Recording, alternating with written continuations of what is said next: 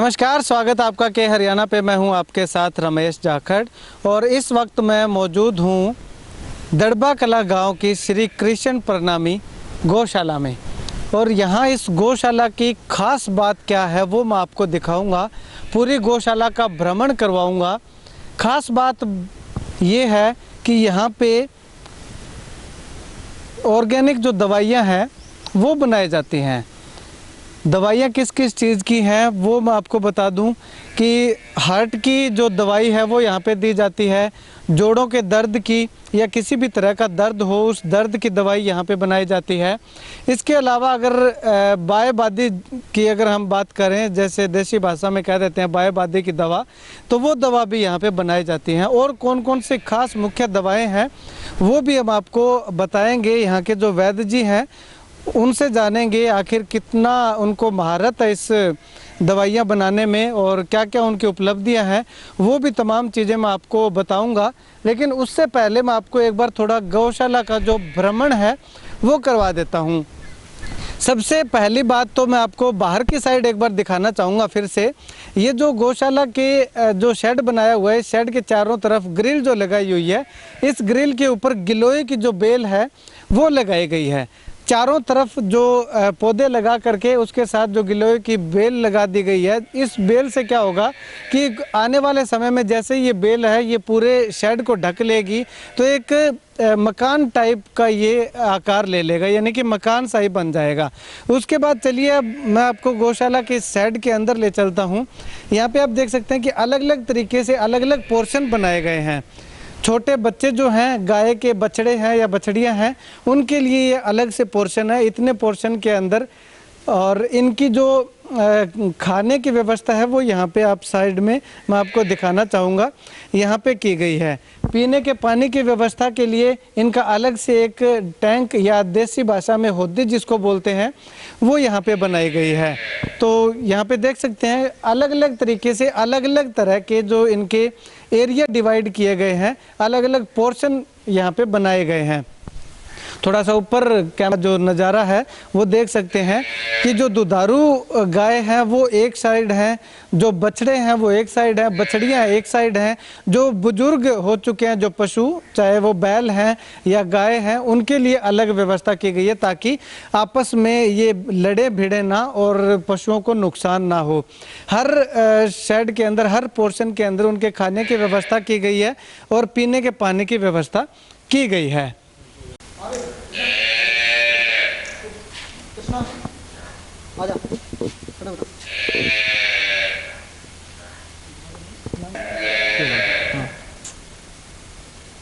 ये यहाँ पे आप सांड देख रहे हैं, ये जो है अलग ही प्रजाति का है। बताया जाता है कि हरियाणा में ये जो प्रजाति है ये बहुत कम पाई जाती है। गिर नस्ल का ये सांड बता रहे हैं। चलिए, गौशाला के प्रधान हमारे साथ मौजूद हैं। सर, अगर बात करें तो ये जो प्रजाति है अलग सी है, अलग गायों से अलग दिख रहा है, तो क्या इसकी खासियत?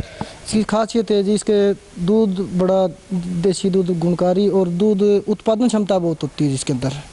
और ये अपने तो यहाँ बहुत कम है जी, गुजरात मॉडल ज़्यादा ही है। अच्छा, गुजरात में? और हाँ, कहीं मैंने पढ़ा भी था, पूरे वर्ल्ड में इजराइल कोई देश है, गिर नस्ल यहाँ से लेके और 60-65 लीटर दूध तक वो डेली का उत्पादन है उसका। अच्छा, तो गाय भी है गिर नस्ल की या अकेला ये सांड? अभी इसकी बच्चियाँ आएगी तो होगी जी, अभी नहीं है। अच्छा, हाँ, नस्ल सुधार केंद्र पे भी ध्यान कर रखा है जी। गिर की है, हरियाणा नस्ल है और थार पारकर भी ले रखे है, साहिवाल भी है, वो भी आपको बच्चे दिखाएंगे जी, तैयार कर रहे हैं। ये अभी मैं आपको ले चलता हूँ गौशाला के अंदर। कमला पार्क के नाम से ये पार्क बनाया गया है जो कि हर्बल पार्क है। तमाम औषधियों के पौधे यहाँ पे इस पार्क में हमें देखने को मिलेंगे। जो औषधियाँ यहाँ पे गौशाला के अंदर बनाई जाती हैं वो तमाम औषधियाँ बनाने के लिए जिन पौधों का उपयोग होता है वो पौधे आपको इस पार्क में दिखेंगे। अगर इस पार्क का बात करूं कि कमला पार्क क्यों रखा गया है, तो आपको बता दूं कि एक इसी गांव के रहने वाले हैं सेठ, जो कि अब हिसार में जाकर के रहने लगे हैं। उन्होंने अपने माताजी की याद में इस हर्बल पार्क का निर्माण करवाया है। अपनी दादाजी, माफ़ कीजिए, माताजी ने दादी जी की याद में ये जो पार्क का निर्माण करवाया है। बताया जा रहा है कि रमेश चंद्र उनका नाम है। औषधियों से संबंधित जो पौधे हैं वो इस पार्क के अंदर लगाए गए हैं। हाँ तो जी, ये बताओ कि वो पार्क जो को है वो कण बनवायो और क्या खास है पार्क? रमेश नाम को लड़का है, हमारे गांव का अच्छा इंसान है जी। अच्छा वो आपकी दादी की यादगार में बनाए गए है। अच्छा। और कई सालों से भी इंसान है, यहाँ पर उनकी ज़मीन भी है, अच्छा का बासिंदा है वह। और इंसान है, सरसा रोड के ऊपर वहाँ की दुकान है, ओम बीज भंडार के नाम से पुरानी दुकान तो है। फिर उत्तम सीट कर दी फैक्ट्री है, ये कार 12 को मांगो वहाँ पर बहुत अच्छो है। अच्छा। और तो ये पार्क में क्या चीज़ें लगा? दवाई पौधियाँ लगा रखे, दवाइयाँ कई किस्म की जड़ी बूटियाँ लगाई दी है मैं। अच्छा। आम है और है कोई कई चीज़ा तो नाम ही कौन जाना, नाम मैं कई चीज़ा नाम भी कौन जाना। अच्छा। हाँ वो अमरूद है, मैं तो मोटा मोटा पौधा है नहीं मांगो नाम जाना। मैं तो आजकल नई क्वालिटी है, मैं नाम ही कौन जाना, मैं तो अनपढ़ आदमी हाँ। हाँ एक ये जो सामने शेड देख रहे हैं, अभी मैंने आपको वो दिखाया था हर्बल पार्क, उसके बाद ये एक और शेड जो बनाया गया है। इस शेड में तमाम जो वो पशु हैं जो बुजुर्ग हो चुके हैं, बूढ़े हो चुके हैं, यानी कि जो गाय हैं वो जो दूध नहीं दे सकती, वो गाय यहाँ पे इस शेड के नीचे रखी गई हैं। अब अगर कुल मिलाकर के बात करूं तो इस गौशाला के अंदर 350 के लगभग जो गोवंश है वो रहता है, यानी कि 350 पशु हैं, गौएं हैं। तो कुल मिलाकर के बहुत बड़ी जो गौ संख्या यहाँ पे। और ये जो सांड आप देख रहे हैं, इसको नाम लेकर के बुलाते हैं, नाम से ये आता है। इसके अलावा इससे पहले मैंने आपको दिखाया था कि गिर नस्ल की जो प्रजाति थी उसको भी नाम रख रखा है। नाम लेते ही वो जो यहाँ पे जो भी उसको नाम से पुकारता है वो भागा चला आता है। 6 फीट की हाइट इस जो सांड की बताई जा रही है। तो देख सकते हैं कि बहुत अच्छे तरीके से जो पशु हैं उनकी देखभाल जो है यहाँ पे की जाती है। वो इन पशुओं की शक्ल देख करके या इन पशुओं का जो शरीर देख करके हम अंदाज़ा लगा सकते हैं। चलिए, गौशाला के प्रधान हमारे साथ मौजूद हैं, इनसे बातचीत करते हैं। प्रधान जी, अगर बात करें तो कितने एकड़ में ये गौशाला आपकी फैली हुई है, कितने पशु हैं, कितने कर्मचारी यहाँ पे काम करते हैं? ये जी 6 एकड़ में फैली हुई है टोटल। जो आपने बिल्डिंग शेड वगैरह बने हुए देखे 6 एकड़ में जी। यहाँ जहाँ हम खड़े हैं यहाँ पहले था जी जोड़ खुदा हुआ था मनरेगा के तहत। तो गांव के गौ भक्तों ने हिम्मत हौसला करके वो जोड़ को पाट दिया, 10 फुट गहरा था जी। और यहाँ सभी ग्रामवासियों के सहयोग से इस गौशाला का निर्माण हुआ है। और यहाँ लेबर के कर्मचारी है जी 8, 50,000 रुपये उनके लगभग महीने की तनख्वाह होती है। और गोवंश है जी यहाँ लगभग 360। और सभी महीने के महीने अपने ये पशुपालन विभाग है, इनको रिपोर्ट भेजी जाती है एक एक पशु की कितना मृत्यु दर क्या है, गाय कितनी है, बच्चे कितने हैं और नस्ल की कौन कौन सी है।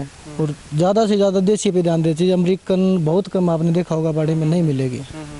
तो देसी में अगर बात करें तो कौन कौन सी नस्ल के गोवंश अपने पास हैं? देसी में जैसे ये है जी महेश नाम है इसका। आप बुलाओगे तो महेश के नाम से ही आएगा। अच्छा। तो ये हरियाणा नस्ल है जी। और एक वो जो आपने देख हाँ, इसके अभी तो बच्चों की वो रही नहीं जी। पहले बहुत ताकतवर इनके बैल हुआ करते थे जी। और अभी नस्ल सुधार पे रखा है जी। इसकी माँ के ये लिया था, किसी छोटा लिया था जी। और अपने यहाँ इसी की नस्ल की एक बच्ची है जिसका 12-13 लीटर दूध होता है जी ब्याने के बाद। अच्छा। तो अब अगर बात करें तो आपने 7-8 लोग जो यहाँ पे वेतन पे रख रखे हैं, और उसके अलावा जो ट्रैक्टर का तेल वगैरह है या बहुत सारे खर्चे होते हैं, तो ये खर्चे कहाँ से पूरे होते हैं सर? ये गांव के दान से चंदे से ही चलती है जी। और तो कोई इनकम का साधन है नहीं। अच्छा। तो गांव की पंचायत जो है क्या वो अलग से सहयोग करती है आपको? नहीं, पंचायत का सहयोग नहीं है जी। पंचायत का सहयोग? हाँ, गांव के लोगों का सहयोग? हाँ, ये हमारा दुर्भाग्य जी, गांव का सहयोग नहीं है। गांव का? हाँ, गांव का सहयोग जी, पंचायत का सहयोग नहीं है। अच्छा, पंचायत का सहयोग? हाँ हाँ जी जी। तो गांव की बात करें तो कितना सहयोग गांव का? बाकी तो सारा गांव का ही है जी, पंचायत को छोड़ के इसी से चलता है। यहाँ लगभग 3 लाख रुपया महीने का खर्च होता है जी। 10,000 रुपये पर डे का खर्चा जी जोड़ के। जैसे पीछे 700 ट्राली तूड़ी की ली है जी, जिसमें से 500 गौ भक्तों ने गांव ने मोल लिया। जैसे चंदा तो गांव का आता है जी, फूस की कमी है तो वो मोल ली गई है जी। 7 लाख रुपए की तूड़ी है जी यहाँ। दान में ही चलता है सारा सिस्टम। दान से? हाँ जी हाँ जी। चलिए, शुक्रिया सर बातचीत के लिए। तो यहाँ पे अभी जो गौशाला के प्रधान हैं, इन्होंने बताया कि ग्राम पंचायत दड़बा कलां का गौशाला को कोई सहयोग नहीं मिलता। और एक सवाल और रह गया, वो मैं इनसे बात करता हूँ। सर, अगर बात करें तो हरियाणा सरकार का क्या कुछ सहयोग मिलता है? हरियाणा सरकार का सहयोग मिलता है जी। हरियाणा सरकार ने गो आयोग बना रखे हैं जो टाइम टाइम पे पर गाय के चंदा बेचती है। अब की बार 5 लाख रुपया एक आया था शेड के लिए और 1.5 लाख रुपया एक आया था जी फूस के लिए। गो आयोग का अच्छा सहयोग है जी। और इन्होंने तो सरकार का और हाँ सौर प्लांट लगाया था जी। 90% हरियाणा सरकार ने दिया जी सब्सिडी। 90% अपने यहाँ 3 किलोवाट का चल रहा है जी। वो सरकार जितने भी संजय ये सारे 90% सब्सिडी पे दिए जी गो आयोग की तरफ से। क्या क्या संजय आपके पास? अपने पास एक तो है जी गोबर के डंडे बनाने वाली मशीन, उसका अभी चल नहीं रही। थोड़ा सा लाइट का दिक्कत है जी। यहाँ 2 फेस है और 3 फेस लाइट चाहिए। तो 2-3 दिन पहले जाके हमने बोला भी SDO साहब को, कहते करवा देंगे जी कनेक्शन आपका। एक तूड़ी का पंखा है जी, थ्रेशर है जी चारा काटने के लिए, ट्रैक्टर है, एक ये रिपर खेत में से चारा काटने के लिए। सब साधन सारे लगभग कंप्लीट है जी, कोई समस्या नहीं। सबसे अच्छी बात यह है कि गोबर के जो डंडे बनाए जाते हैं वो मशीन इनके पास है। अब अगर गोबर के डंडे वाली मशीन किस काम आती है तो वो मैं आपको बता दूं कि बड़े बड़े महानगरों के अंदर जब अंतिम संस्कार किया जाता है तो वहाँ पे लकड़ियों की इतनी ज़्यादा व्यवस्था नहीं हो पाती। तो ऐसे में गोबर के डंडे बनाने वाली मशीन वहाँ पे होती है और जो वो मशीन बनाती है गोबर के डंडे, बताया जाता है कि 3 क्विंटल गोबर के डंडों में एक संस्कार हो जाता है। तो ऐसे में वृक्षों को काटने से बचाने के लिए ये गोबर के डंडे बनाने वाली मशीन भी इस गौशाला के अंदर मौजूद है, अवेलेबल है। ये भी बहुत बड़ी बात है। 1000 पेड़ इस गौशाला प्रांगण के अंदर गौ भक्तों ने लगाए जा चुके हैं और वो अच्छी तरह से उनका पालन पोषण भी किया जा रहा है। चलिए अब मैं आपको ले चलता हूँ इस गौशाला के अंदर जो औषधि केंद्र है, जो वैद्य जी यहाँ पे दवाइयाँ बनाते हैं, क्या क्या दवाइयाँ हैं और किस तरह से वो बनाते हैं, क्या उनकी महारत है, जानते हैं वैद्य जी से। चलिए अभी मैं आपको ले चलता हूँ जहाँ पे औषधि बनाई हुई है। औषधि केंद्र जो इस दड़बा कला गांव की गौशाला का है। यहाँ पे वैद्य जी मेरे साथ बैठे हुए हैं और जितने भी इनके तमाम प्रोडक्ट हैं ये इन्होंने यहाँ पे ले रखे हैं। तो ये अलग अलग तरीके से हम जानेंगे कि क्या क्या प्रोडक्ट है और किस हिसाब से जो ये बनाते हैं, क्या कुछ इनकी महारत है। वैद्य जी अगर बात करें तो सबसे पहले तो हम यही जानना चाहेंगे कि इस गौशाला के अंदर कितने प्रोडक्ट हैं जो आप बनाते हो और किन किन काम में वो उपयोग होते हैं? सबसे पहले तो हम गौमूत्र अर्क बनाते हैं जी। जो गौ माता का अर्क होता है उसमें तुलसी और गुलाब डाल के, ताकि वो 100 से ज़्यादा बीमारियों में शरीर के अंदर कार्य करता है। शरीर की ऐसी कोई बीमारी नहीं है जिसमें गौमूत्र नहीं दिया जा सकता, एक अल्सर को छोड़ के। और इसके अलावा हम बीपी के लिए गौमूत्र अर्क तैयार करते हैं। जैसे बढ़ता हो या घटता हो दोनों को लेवलिंग करते हैं। और बीपी के लिए हम जो उपले बनाते हैं उसके ऊपर जैसे कुर्सी पे बैठ के 5 मिनट आप पैर रखोगे तो उससे बीपी लेवल हो जाता है, साथ में वो भी देते हैं। दूसरा, जैसा हमारी हृदय की धमनियाँ तेज़ हो जाती है जिससे जो ये दौरे पड़ते हैं उसके लिए भी हम अर्क तैयार करते हैं। और खुजली के लिए हम एक मलम टाइप में बना के देते हैं। और खाने के लिए दाद हो या सीधी खुजली हो या शरीर में कोई प्रकार की और समस्या हो उसके लिए। और इसके अलावा हम आँखों के लिए नेत्र ज्योति है, जो आज के टाइम में जो कंप्यूटर वगैरह पे ज़्यादा काम करते हैं, बच्चे पढ़ाई वगैरह करते हैं तो उनकी आंखें कमज़ोर हो जाती है। उसके लिए हम नाक में डालने का घी और आँख में डालने की दवाई देते हैं। 3 महीने के अंदर उसमें 2 ट्रीटमेंट देते हैं, उसमें लगभग उनका चश्मा उतर जाता है। और चौथा हमारा ये शैम्पू है जी, जिसके बाल झड़ते हो, उड़ते हो, टूटते हो, तो ये अपना गौमूत्र और देसी जड़ी बूटियों के द्वारा, इसके अंदर आंवला, सिकाकाई, मंजिष्ठा, भृंगराज, शंखपुष्पी, मेहंदी पत्थर और ऐसी जड़ी बूटियाँ और गौमूत्र हम साथ में डालते हैं। और एक अपना साबुन है ये साथ में फेस वॉश का भी काम करता है और शरीर को पूरे को ठंडा करता है। जैसे हमारे ये गमोनिया वगैरह शुरू हो जाती है या थोड़ी बहुत खारिश रहती है तो उसके लिए ये गौमूत्र, मुल्तानी मिट्टी, गेरू, हल्दी और नीम पत्थर, एलोवेरा, गुलाब के फूल इत्यादि हम जड़ी बूटियाँ डालते हैं। और सबसे ख़ास बात तो ये है कि हमारी गौशाला के अंदर हमें जड़ी बूटियाँ बाहर से कम ही लानी पड़ती है, क्योंकि सब कुछ यहाँ से रमेश जी दड़बा ने ये पौधे लगवाए हैं जड़ी बूटियों के लिए, उनका ही उपयोग हम करते हैं। इसके अलावा हमारा पाचक चूर्ण है जी, इसके पेट के अंदर कब्ज, गैस, बदहजमी, तेजाब, कोई भी प्रकार का कोई रोग है तो ये कंट्रोल करते हैं, साथ में हम उसका अर्क देते हैं जी। इसके अलावा जोड़ों का दर्द, जैसे जोड़ों का दर्द आज के टाइम में 50 की एज के बाद में आम बीमारी बनी हुई है, उसके लिए इसकी मालिश और साथ में खाने की दवाई देते हैं जी। इसके अलावा ये हमारा हैंड वॉश है, जैसे हम हाथ धोने के लिए, अभी कोरोना का भारी हमारे प्रकोप बढ़ा हुआ है, तो उसके लिए हम कहीं बाहर से आते हैं तो सबसे पहले हमारे हाथ मुंह साफ़ होने चाहिए। तो आते ही जैसे उसके लिए हाथ साफ़ करने हैं तो हैंड वॉश का यही हमारा गौमूत्र और जड़ी बूटियों से हम तैयार करते हैं, इसमें तुलसी एलोवेरा वगैरह डाल के जी। और इसके अलावा ये हमारा है पंचगव्य घृत।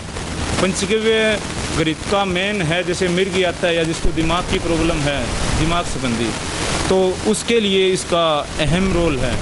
और दूसरा पंचगव्य घृत जिस भी माता या बहन को डिलीवरी होना उससे 2 महीने पहले यदि ये घृत खाने में प्रयोग में लेते हैं तो डिलीवरी में कोई दिक्कत नहीं आती, फिर डॉक्टर के पास में जाने की ज़रूरत नहीं है।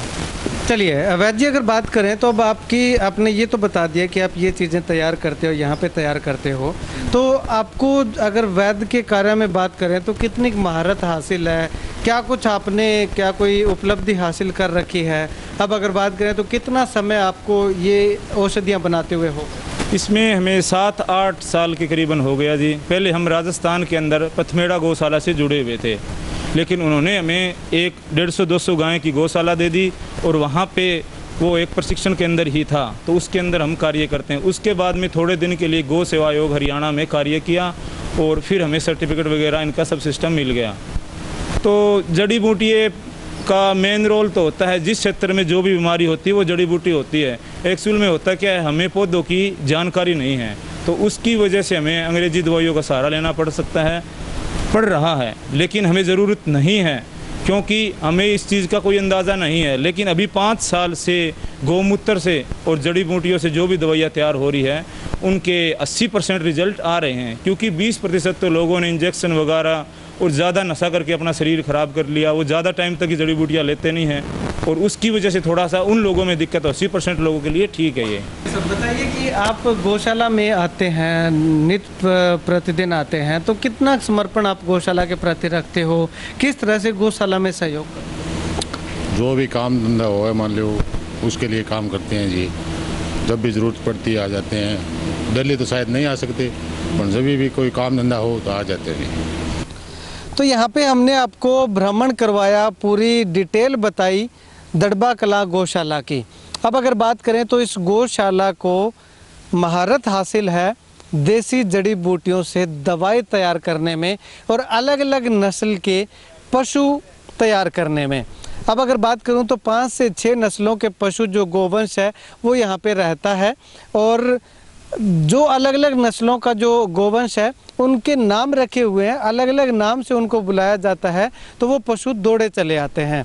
अब अगर बात करूं तो हरियाणा सरकार और गांव की तरफ से इस गौशाला को बहुत अच्छा सहयोग मिल रहा है, बजाय कि ग्राम पंचायत दड़बा कलां के।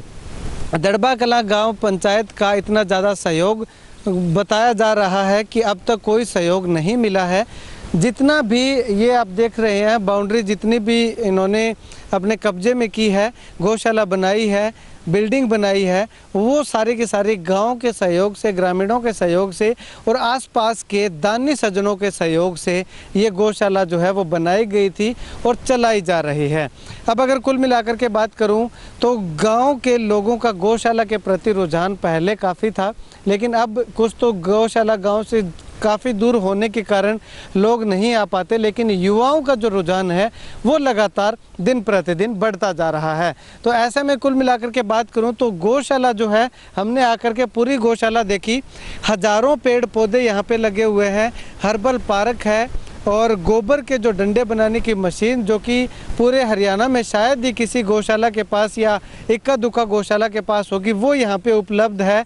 देसी दवाइयाँ बनाई जाती हैं, जिस भी रोग का इलाज किया जाता है उसका शर्तीय इलाज यहाँ पे बताया जाता है। जिस रोग का इलाज इनके पास नहीं होता उसका ये दावा नहीं करते कि उस रोग की दवा इनके पास है वो ठीक कर देंगे।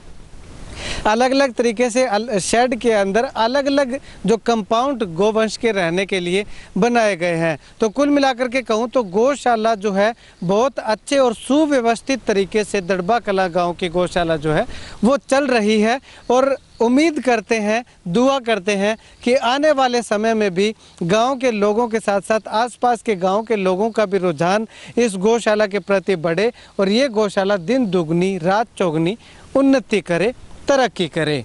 कैमरा सहयोगी सुनील के साथ रमेश जाखड़ के हरियाणा।